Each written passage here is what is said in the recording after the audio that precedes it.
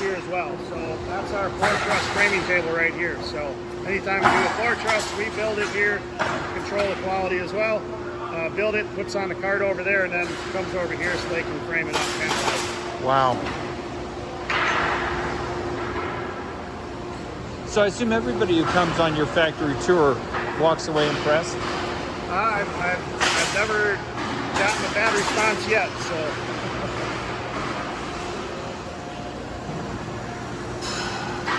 So what we're going to see next is our framing table for our truss line. So again, it's all computerized, and what they do is they find their job number that they're going to be working on. They come over here, they enter it in the computer system, and boom, the truss they're going to be building pops up here on the screen. The cool thing about this program is the gray areas are the lift-out rollers here that you see on the table. Yeah. So once they're done building it, they press the plates on. That machine over there comes over and rolls over. And what they do here, before they even do anything or throw any lumber up, for efficiency-wise on our end, is they can move this thing around. They can move that on the table wherever they want before they even touch the table. So wherever they decide they want to put that, they're going to put that here. They click move pins. I'm not going to do it now because it'll screw it up. Yeah. Click move pins, and the perimeter of this truss, these pucks all move simultaneously in about 10 to 15 seconds.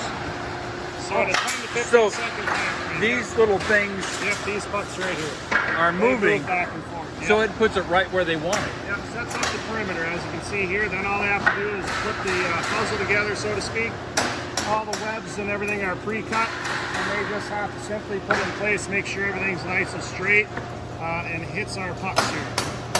And then they measure it, and they measure the height, the length, the heel to peaks, make sure everything is proper. Yep. Okay, and then they start putting it together. Yep.